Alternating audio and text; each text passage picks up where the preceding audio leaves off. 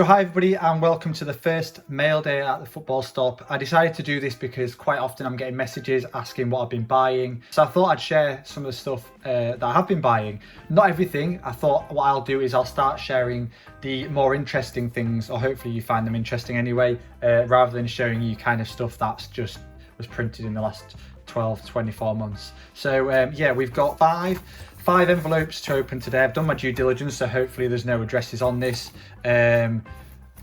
Let's go, see what we've got. So yeah, five envelopes. Hopefully I don't end up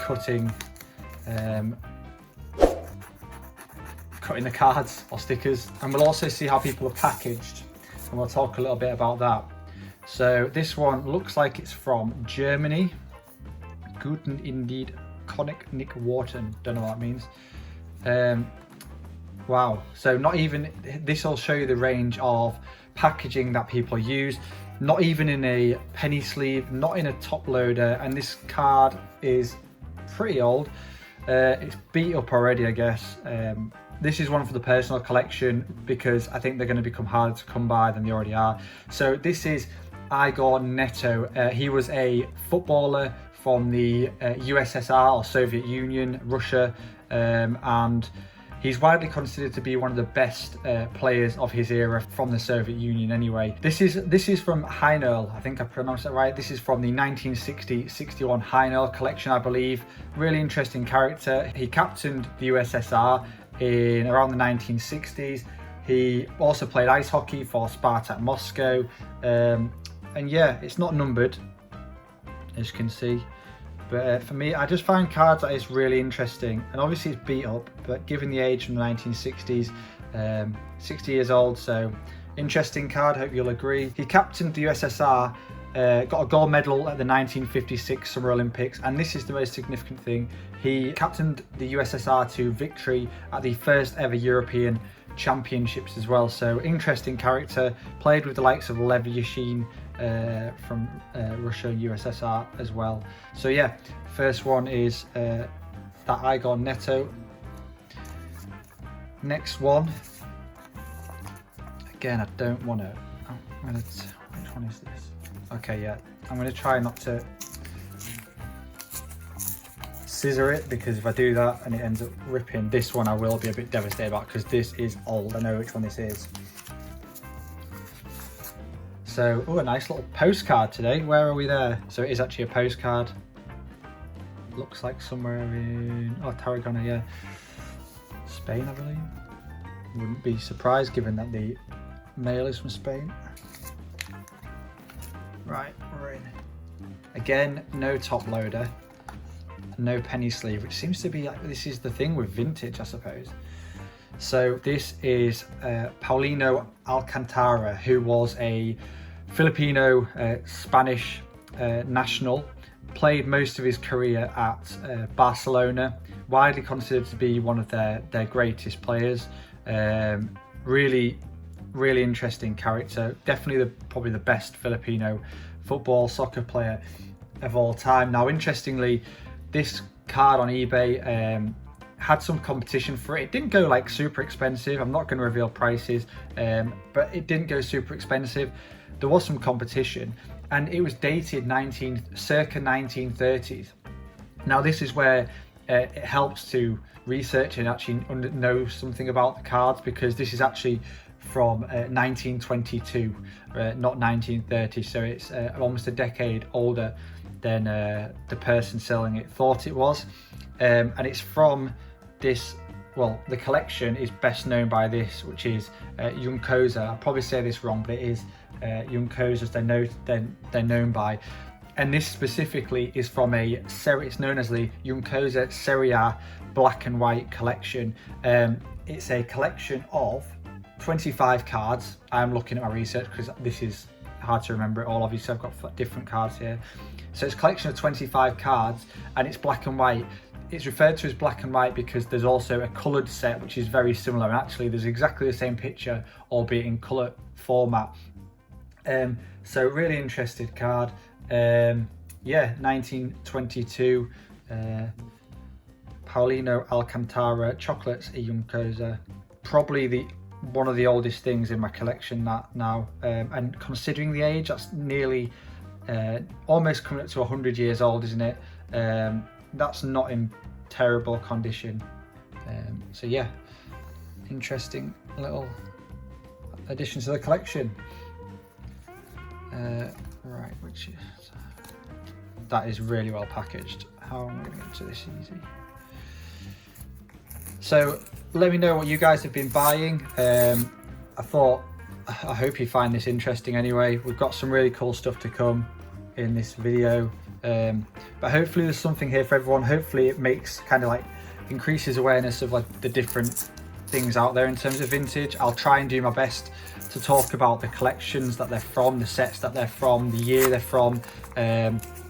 Obviously with things like that Alcantara card, it is quite difficult. You really have to do a lot of research, but hopefully it just inspires people to start digging a little bit deeper, learning about the players as well, because that's what I enjoy. I really enjoy looking into the history of people like Alcantara and their significance to clubs like Barcelona and countries like Spain. Sorry, personal information there. I will make sure that is edited out of the video. So yeah, had to cut that there because there was some personal info, but thank you for the message.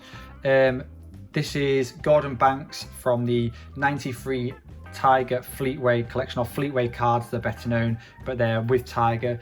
I'm not sure whether or not, I think Tiger was a magazine in the UK, and I think these were distributed with Tiger. So this is Gordon Banks.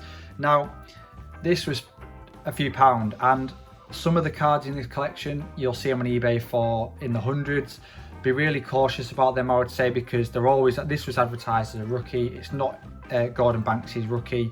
He has 3 cards I'm aware of at least from 1962. This is dated 1963.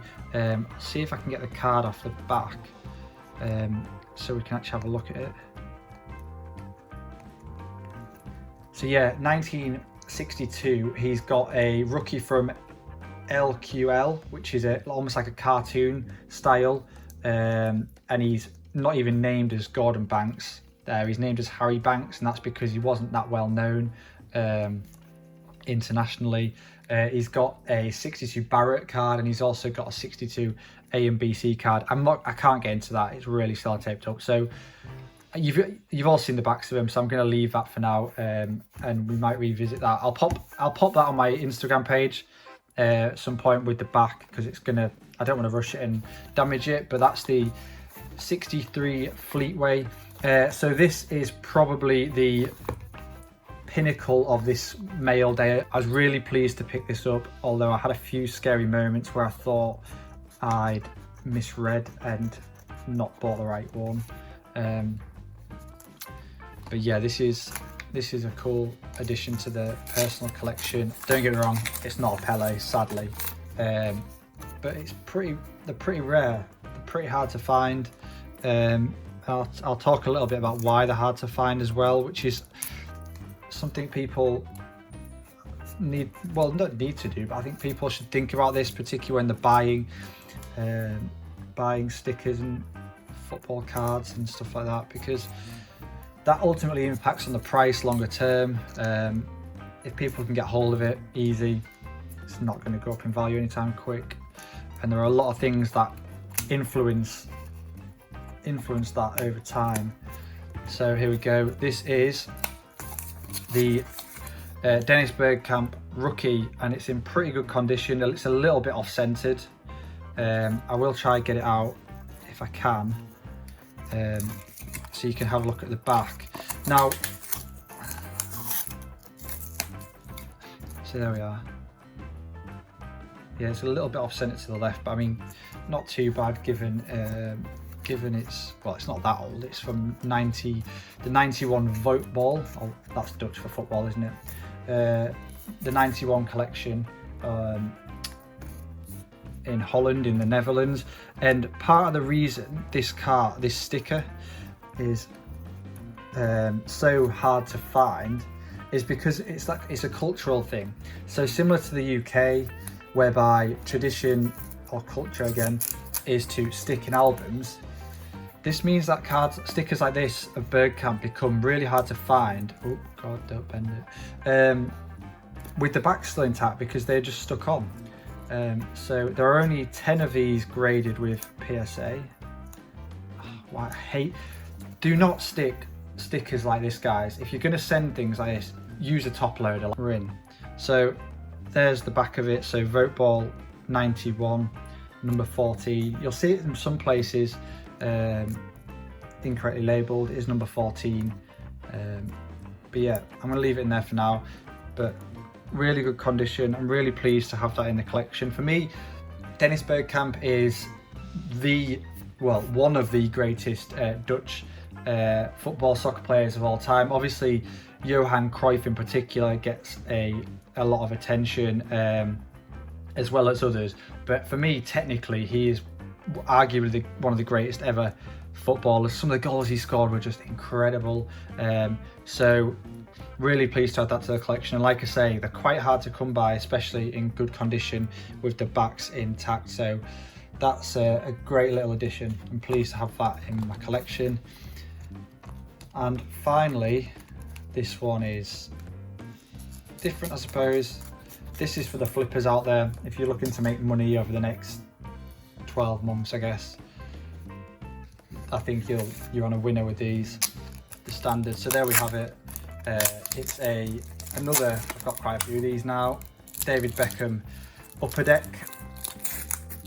I hope that's on the outside.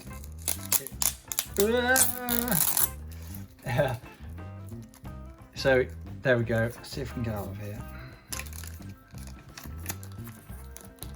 Penny sleeved. I think it's stuck in again. There we are. So not one top loader, which I suppose the fact they're not in top loaders is a sign of the times, because I get that top loaders are expensive. I wouldn't expect this to be in a top loader because I paid, I think I paid £10 for it, for transparency. So for £10, given the climate, I wouldn't expect a top loader, and card is okay. For that, given what I paid for it, not acceptable in my opinion. But let me know what you think. Yeah, these are, well, it's the earliest soccer card of Beckham in his England kit, as far as I'm aware. For £10, I'll pick them up all day long, because the fact he's done the deal with Netflix for a Michael Jordan-esque documentary, the fact he owns Inter Miami now and is just so influential now and going forward, I just think these are going to be keep going up in price as more and more people enter the hobby, because he's such an iconic figure. So yeah, the David Beckham Upper Deck card from, I think it's 98, isn't it? 98, or is it 96? 98, I want to say. I think it's 98. Anyway, yeah, Beckham Upper Deck. So today's mail day, Beckham Upper Deck, the rookie of Dennis Bergkamp from Panini Vote Ball, Igor Netto from Heinel 1960-61, Gordon Banks from Tiger Fleetway Publications, and my favourite, to be honest with you, is the Paulino Alcantara Junkosa Chocolates card from 1922. So I hope you enjoyed the mail day. I hope this has shown you something that maybe you've not seen before. Gives you a little look into what I am kind of collecting and buying into at the moment, or gives you a taste for it anyway. I hope you enjoyed the video. If you did, please hit that like, please hit that thumbs up, and subscribe to the channel.